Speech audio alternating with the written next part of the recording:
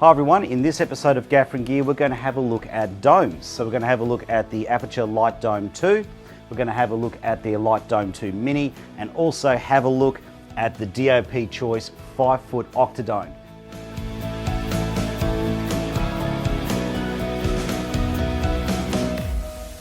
Alright, so we've got a light that has a hard light source because it's small. Okay, the smaller the light source, the harder it is. So basically, because this is small, it doesn't wrap around my face. Okay, it doesn't wrap around my features.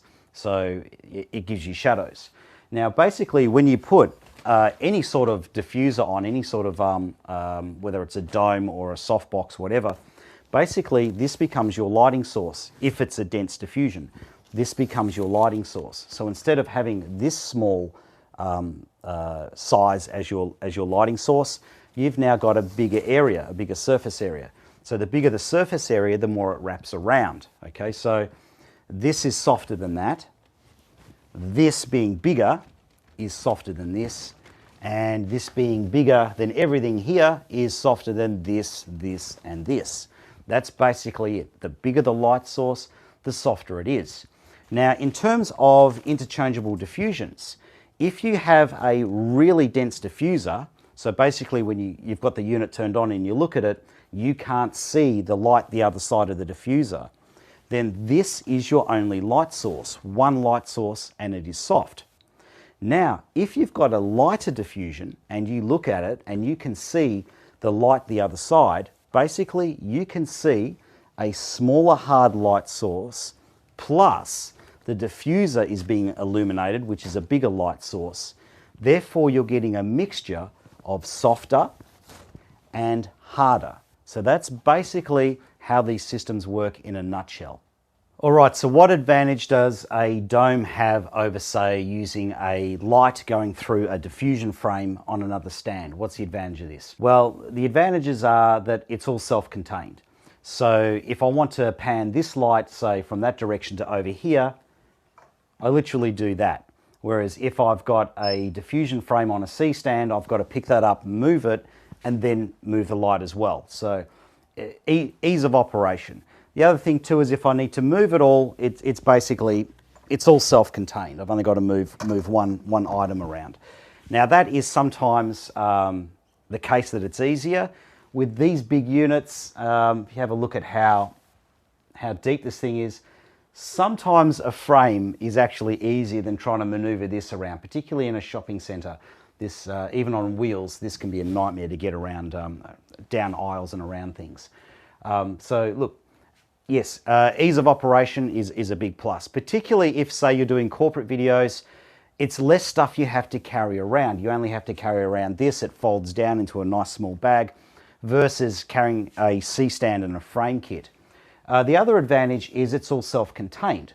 So basically, you've got your diffusion here, and in between the light and the diffuser, everything is masked. Everything is contained. So you've got no spill light coming off the back. That's also a huge advantage. And where that's an advantage is controlling light on the set, particularly if you're using grids to shape your light or control your light. You've got no spill light anywhere. It's very, very well contained. Okay, what are the disadvantages? Well, if you're using something this size, there is one massive disadvantage over having the Octodome versus having a frame, and that is cost. This thing is killer expensive versus having a frame system. Now, let's get back to talking about these things. This is where things are a little bit different. In Bowen's mount world, basically what these things are, it's actually the opposite. A dome like this, in terms of Bowen's mount, this thing actually costs less than a C-stand. So that's another advantage of these systems, is it's actually cheaper than using a frame. By the time you buy a C-stand, a frame, all the diffusers, and a grid, this is actually way cheaper. So it's actually the opposite. Now, the Bowen mounts do have one big disadvantage over these units. The difference is in the light output. So basically I did some testing for this video. I was curious to see whether having a light going through a dome actually gave you more light level than having the same light going through a diffusion frame on a light stand. So what I found was the unit behind me, which is a Skypanel, going through this dome here, which is the DOP Choice Dome, actually gave me 23% more light level than putting the light through a similar size frame. 23% more light level. Now that makes a lot of sense because you don't have any stray light. Any light that goes off to the sides hits the dome and then goes back through the diffuser. So no real surprises there. However, when I did the test with the Bowens mount lights, it was the opposite. I actually got less light through the domes than I did going through a frame. Now I'll explain why. When I had the light going through a diffusion frame, I had the reflector on the light. Now when you put a Bowens mount light through a dome, you can't have the reflector on. You have to take off the reflector to put the dome on. So what's the difference? Well, the difference depends on the quality of the reflector with your light. The worst case scenario I found was with the Forza 500. If I had the Forza 500 with the reflector on going through a diffuser, I got 64% more light level than going through a dome. Let's start off first by having a look at the DOP Choice system. Now I'm going to make the assumption that if you've got this sort of equipment and you can afford to buy or you're looking to buy DOP Choice, that you're a professional user. So I'm going to glance over what should be fairly obvious. Now, just a couple of things to point out just before we put the adapter or speed ring on. It's not really a ring, don't message me about that. Before we get to that point, something I want to point out here is if you've got, say, Skypanel S60s and you've got Skypanel S30s, my advice is don't waste your money on a dedicated adapter for an S30. You can just literally undo the screws here and this thing will slide along on the rods for adjustment, so save a bit of money. But basically, look, it goes in pretty straightforward. Now, here's something you've got to think about before you buy these and before they end up on your set. How these work is the rabbit ears come out. Okay, so now it's an octodome shape. But here's what you need to think about, and that is how are you going to tilt it? Now, once you've got the octodome on, it doesn't even tilt this much. Okay, so basically everything's jamming up. So you've got to think about how to tilt it. So my solution for me was to basically not go with the stirrup option on the Skypanels and instead go with the ball mount. Now the center ball mount allows me to tip the light, no problem at all. So that works really good with the octodome and you can get a lot of tilt in there.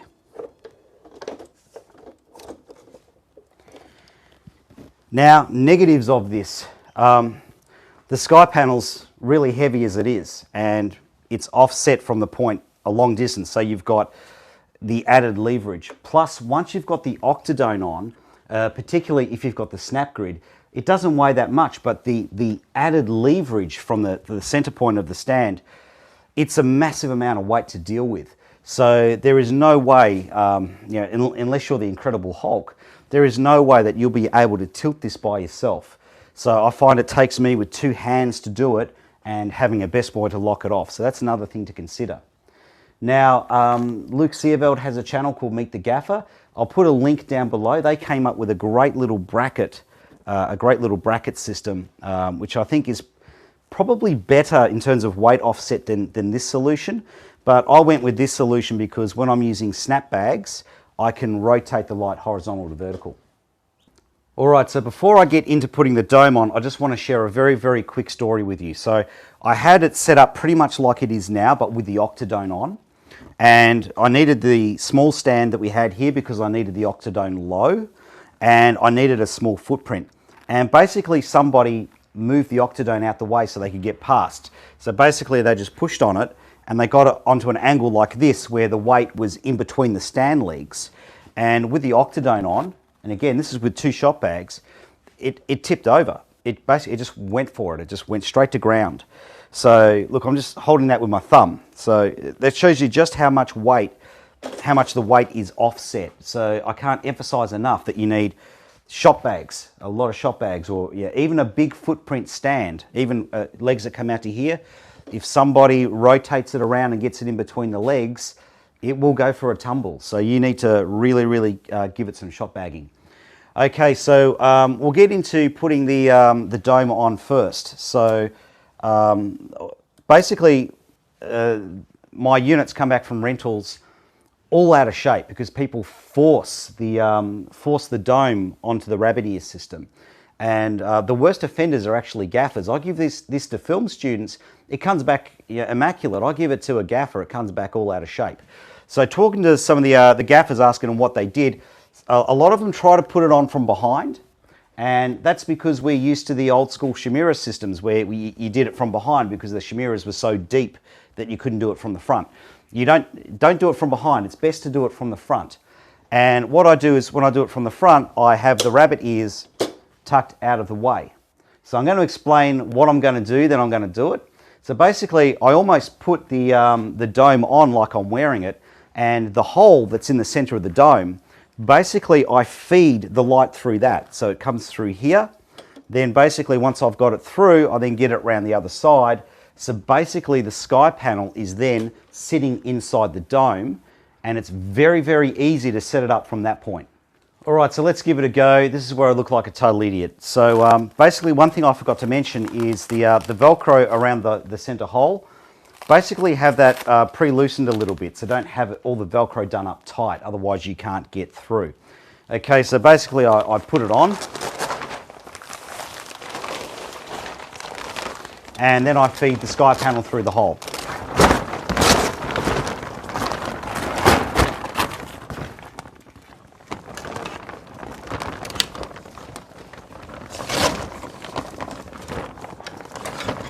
Okay, now I find one of the rabbit ears and lift that up and put the rod into the rabbit ear.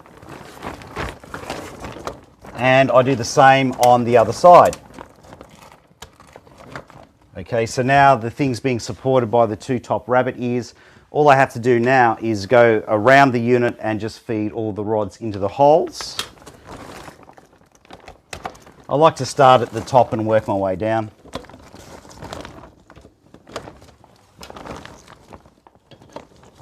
Now I got to the bottom, I just feed out the rabbit ear. The holes can be a bit hard to find in the rabbit ears. Okay, so now all I need to do now is go around the back and tension it. Tension the Velcro overlap on the back. And basically, as you saw there, I didn't have to force any of the rods. I didn't have to bend any rods. It all went in pretty simple. Okay, now to save a bit of time, I've jumped ahead here and put a baffle in.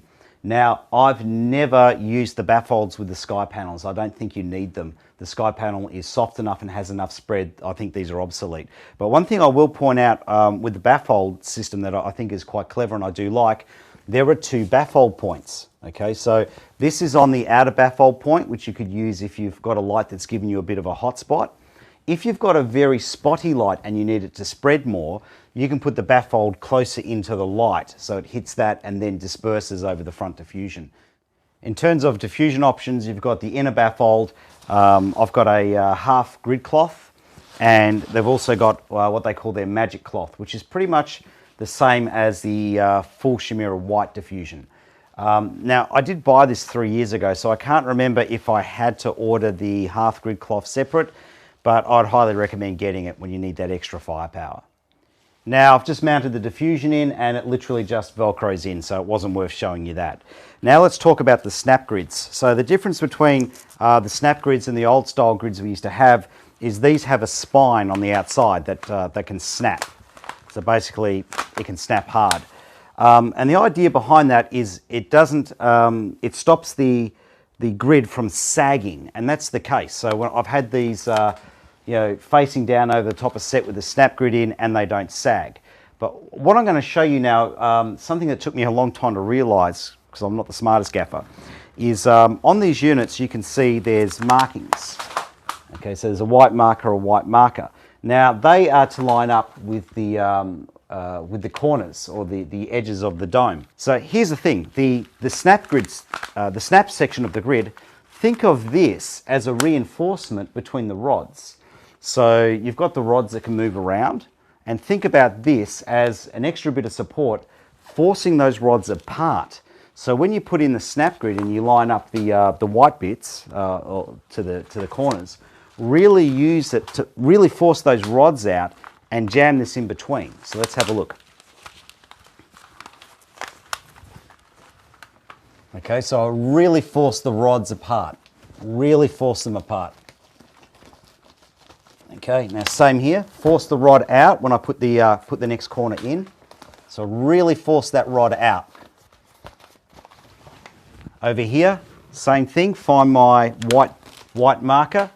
Okay, then I really force the rods apart and then Velcro in.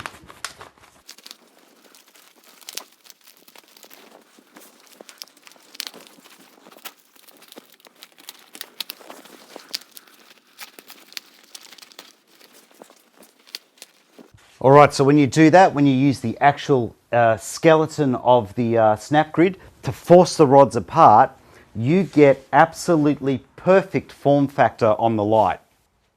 Now here's a problem you can get with the snap grids, particularly if someone's been too harsh with them or somebody stepped on them. Sometimes you'll get a section that just sags, and then when you go to adjust it and fix it, that bit locks and then it might sag somewhere else. Then you adjust that and fix that, and then it sags somewhere else. And you basically, this can go on for eternity. You can basically have that fixed, then it sags here, and you just keep going and going and going. Now, when that happens, don't panic, you haven't broken it. Just take it off, sit it on the ground so that the spine has no weight on it, and then put it into its correct form factor shape. And what will happen is the spines will all snap out, and then you're ready to go back on your light. Now, taking this thing apart is where a lot of people go wrong. A lot of people basically force the rods out. And yeah, that can work, but it also damages the rods, it bends them. So a lot of times I get them back from rentals and the rods are bent to heck. So look, here's an easy way of getting the rods out that requires no tension. Basically the rods are held into place by Velcro. So just release the Velcro, like that, and just fold the dome over a little bit.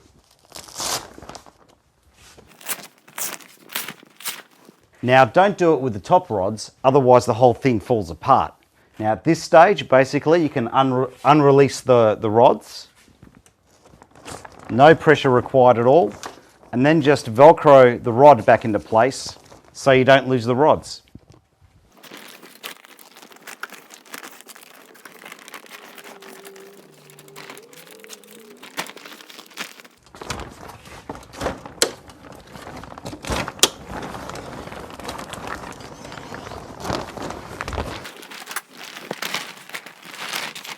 Now when I get to the end here, basically I fold it in half and I give it a bit of a kick in the center to fold it again.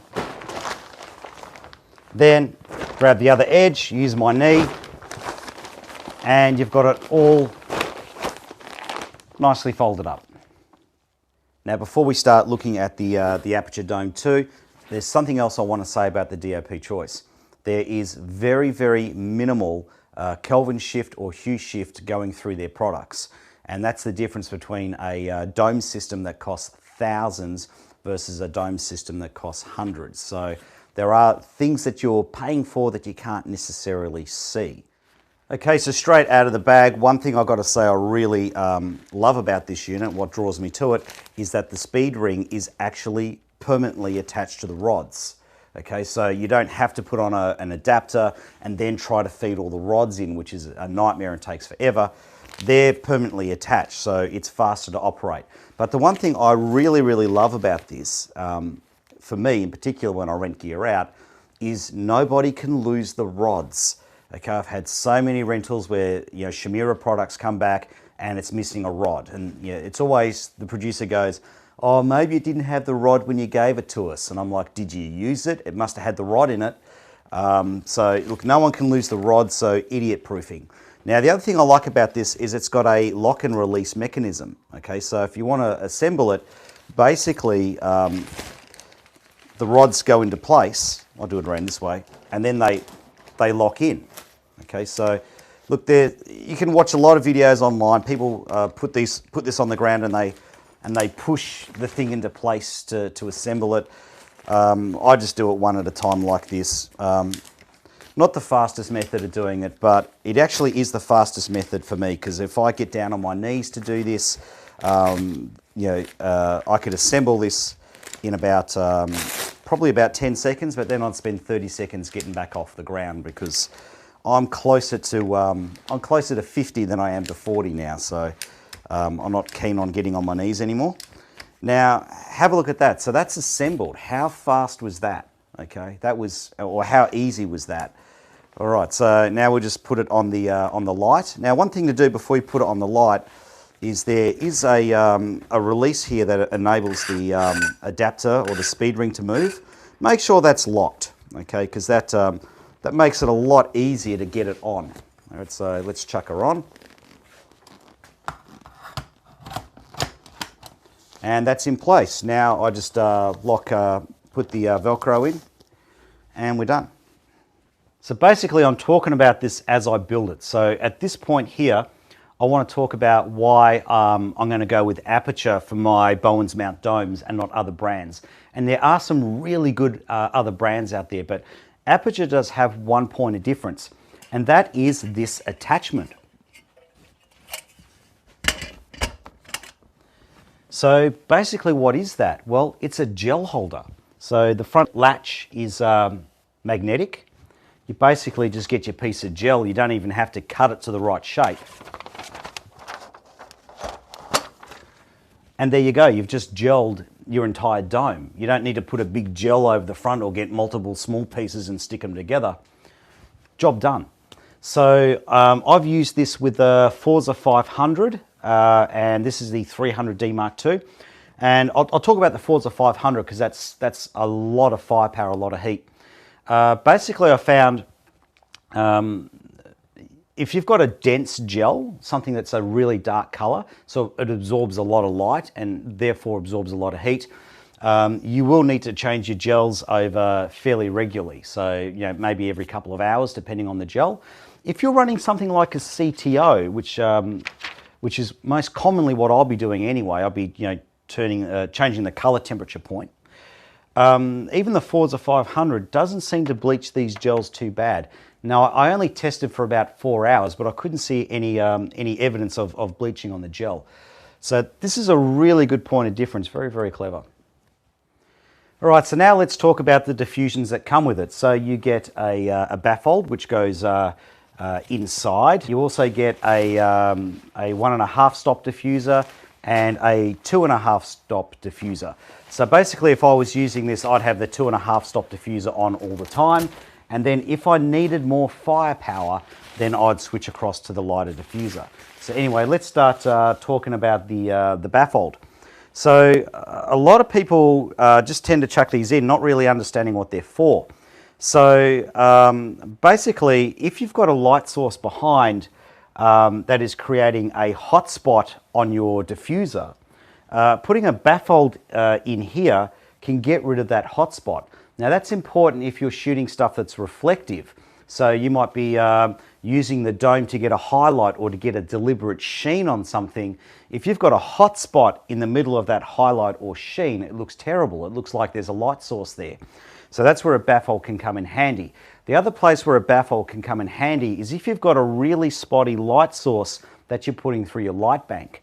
And basically that light source, if it's really spotty, is only really properly lighting the center of the dome or the center of your diffuser. So you're not getting the softest light you could, because if it was lighting the whole dome, it would be a broader source. The less dome that it's lighting intensely, the sharper the light source. So a baffled placed in between, basically the light source would hit the baffle would then spread it out and light the dome more evenly. However, if you're using these unnecessarily, basically all you're doing is reducing light level. Now, I've only used this, this dome with the 300D Mark II and a Forza 500. I haven't used it with other lights. So this might actually come in handy and be useful with other lights, particularly if you've got a smaller COB. But with the two lights I've tested it with, this is pretty much a waste of time. All it really does is make the center darker. It doesn't take any hotspots out. So basically, here is a photo of the light with the baffled in, and here is a photo with the baffled out. Now, if I cross between the two, you can see the only thing the baffled is doing is making the center of the dome darker. It's not actually helping evenly distribute the light any better. So basically, when using this with a 300D Mark II or a Forza 500, all this does is reduce your light level. It doesn't make the light any softer. Another point of difference between this and a lot of domes is its shape. It's nearly a perfect circle. Look, nothing wrong with octodomes, except when you see them in reflection, whether it's in the eyes or in the background. You can't really get away with an octodome shaped reflection. It looks like a film and television light, whereas circle is pretty much a naturally occurring reflection. If you don't believe me, have a look at the sun. It's a circle. All right, so how they've managed to achieve this is quite clever. Instead of using 8 rods like in an octodome, they're using 16 rods.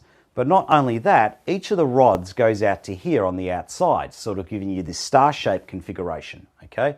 Now, from the rods, you get another 2 points of contact going to the dome. So the dome actually has 32 sides. So it gets a symmetry very, very close to a circle. All right, the last thing to talk about is Aputure also chuck in a grid. So nothing groundbreaking about this except that it's included in the price. So no optional extras have to be bought. Let's stick it on and have a look.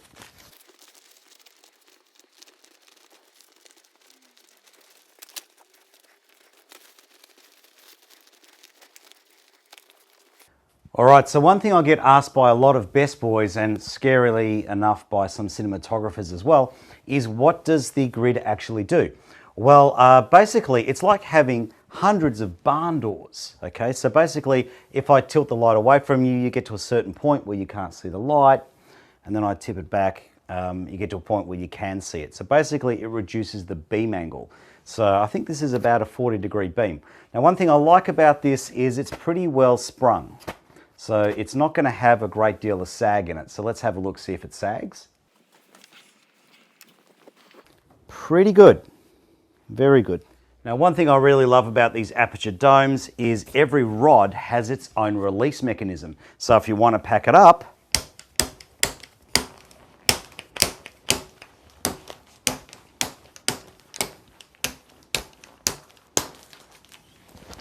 done.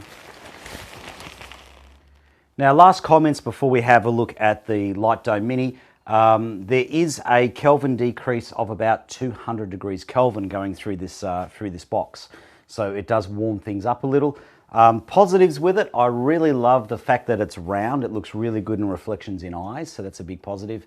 And the other big positive from a business point of view is having the 300D Mark II and the LightDome II. This is a huge rental item on weekends. Pretty much every weekend this is rented out. So that's the young up-and-coming filmmakers. They really know the brand because Aputure really do know how to use social media. So having this system really is introducing me to the next up-and-coming filmmakers. Basically, my next generation of clientele are coming in because I have this. Okay, now let's have a look at the Lightdome Mini II. Now, you're probably thinking it's just a smaller version of the previous Lightdome. Well, there are a few differences. But first off, I'd just like to point out that this was given to me by Aputure for the review. And this is something that I personally wouldn't have in my own personal lighting kit. And the reason I wouldn't have it is because it's a 2-foot diameter, so roughly about a 2-foot diameter soft light. And in order to use this, I'd have to set up a 300D and then put this on, versus me just using a 2x2 soft light, which would give me roughly about the same softness value because they're similar size light sources. This is faster for me to use than setting this up. However, just because I wouldn't use this doesn't mean that you shouldn't, and I'll explain why this might make a lot of sense to you. If you're using a small kit you've got to carry around that has to be versatile, something that fits in the boot of your car, this has one huge advantage, and that is you've got a hard light and a soft light. Now here's some very simple logic. You can make a hard light soft, but you can't make a soft light hard. All right, so let's go through what is in the Lightdome Mini 2 kit. Well, basically you get this bag, so everything fits nicely into here. You get in that bag, you get the dome, of course. It has the same quick release speed ring scenario that the other one had. You get a grid for the front, a 40-degree grid.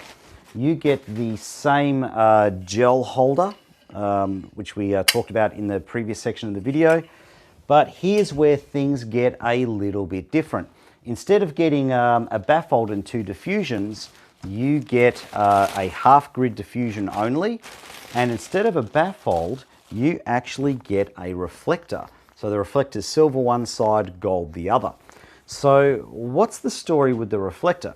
Well, basically, because this thing has quite a small footprint, the cob can't light up the inside of the dome. So remember, the smaller the light source, the harder it is. So you've got the diffusion on the outside being lit by a small light source, which is very close, giving you a harder light.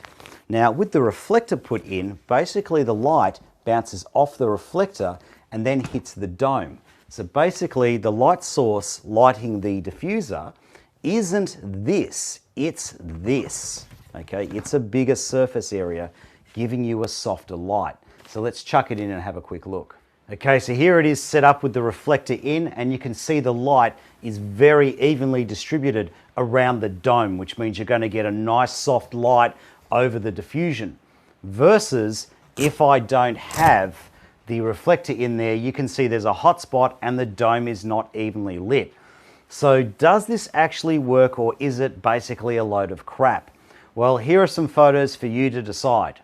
This first photo is with the dome with its outer diffusion on and no reflector inside. This photo is with the reflector inside, and as you can see, it's made a huge difference to the softness. Now, just for giggles, I thought I'd put some 216 full diffusion in and put the outer diffusion on the dome and see if that would give you better softness. It didn't. Now, having done those tests, I can see why they've only given the one piece of diffusion. You don't need a denser diffusion. By the time you bounce the light off the dome, it's pretty soft anyway. Now, let's get into the negatives, and I only really have two. The first negative is once you put the gel holder in, if you're looking to gel it, it gets a bit cramped behind here. That reduces the amount of light that bounces around and reduces the output. So let's whip this out and see how much brighter the dome gets. So as you can see, quite a bit of difference. The other thing I'm a bit negative about is the gold on this side. If you're doing glamour shots, you might like it, but it just doesn't seem to be calibrated into anything. So it seems a little bit gimmicky for me. So for example, it doesn't do what a half or a full CTO would do. Maybe I'm missing the point of it, maybe you'll like it.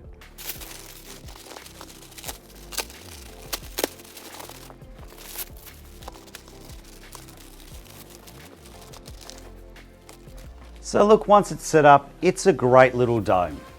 Pretty much that's it. I'm Andrew Locke. See you on the next episode of Gaffer and Gear.